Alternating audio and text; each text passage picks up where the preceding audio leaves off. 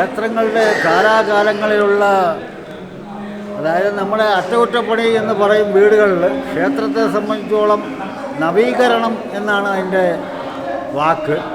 നവീകരണങ്ങൾ കാലാകാലങ്ങളിൽ ചെയ്യുന്നത് കൊണ്ട് ജനസമൂഹത്തിന് അഭിവൃദ്ധി ഉണ്ടാകുമെന്ന് തന്ത്രശാസ്ത്രത്തിൽ പറയുന്നുണ്ട്. അതനുസരിച്ച് ഇവിടെ എത്രയോ കാലങ്ങൾക്ക് ശേഷം ഈ ക്ഷേത്രത്തിൻ്റെ അഭിവൃദ്ധിക്കും തദ്വാര നാട്ടുകാർക്കും ക്ഷേമത്തിനും വേണ്ടിയാണ് ഈ നവീകരണ കലശം എന്നുള്ളത് ഞങ്ങൾ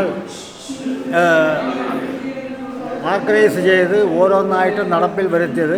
തന്ത്രശാസ്ത്രത്തിൽ മേജർ ദേവസ്വം, അതായത് പത്മനാഭസ്വാമി ക്ഷേത്രം, ഗുരുവായൂർ ക്ഷേത്രം തുടങ്ങിയ മഹാക്ഷേത്രങ്ങളിൽ നവീകരണം എങ്ങനെ നടക്കുന്നുവോ അതേ ചിട്ടയിലാണ് ഈ ഗ്രാമത്തിലെ കൊച്ചു ക്ഷേത്രത്തിലും ഞങ്ങൾ അത് നവീകരണം നടത്തിയത്.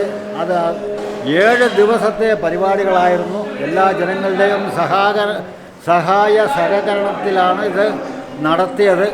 പണ്ട് മഹാരാജാവിൻ്റെ കാലത്ത് ക്ഷേത്രത്തിൻ്റെ ആ ഒരു പഴമ പറയുകയാണെങ്കിൽ ബിംബത്തിന് ഏകദേശം ഒരു 1700 കൊല്ലത്തെ പഴക്കം കാണിക്കുന്നുണ്ട്. അതായത് ആ ഒരു പാശവും അങ്കുശവും എന്നുള്ള ആയുധത്തിൻ്റെ ആ ഒരു രൂപ നോക്കിയാൽ 1700 കൊല്ലത്തെ പഴക്കം വരുന്നുണ്ട്. എന്തോ കാലഗതിയിൽ അത് പത്മനാഭസ്വാമി ക്ഷേത്രത്തിനും മുന്നേ ഉള്ള ഒരു ക്ഷേത്രമാണ് എന്ന് ചരിത്രത്തിൽ എഴുതിയിട്ടുണ്ട്. ഇന്നും പത്മനാഭസ്വാമി ക്ഷേത്രത്തിൻ്റെ വരവ് ചെലവുകൾ എഴുതുമ്പോൾ ആദ്യം ഹരിശ്രീ പഞ്ചാണ്ടം ഗണപതിക്ക് എന്നുള്ള എഴുതിയാണ് അവിടുത്തെ പടിത്തരങ്ങൾ എഴുതി തുടങ്ങുന്നത്. ഏതായാലും യാദൃച്ഛികമായിട്ടായാലും ദൈവഹിതം അനുസരിച്ച് പത്മനാഭൻ്റെ 8-ാം തീയതി കുംഭാഭിഷേകം നടക്കുന്നതിന് മുമ്പ് ഇവിടെ നടന്നു എന്നുള്ളത് അത് ഒരു നിമിത്തം പോലെ തന്നെ ദൈവം ഉണ്ട് എന്നുള്ള ഒരു തെളിവായിട്ട് തന്നെ നമുക്ക് പറയാൻ സാധിക്കും.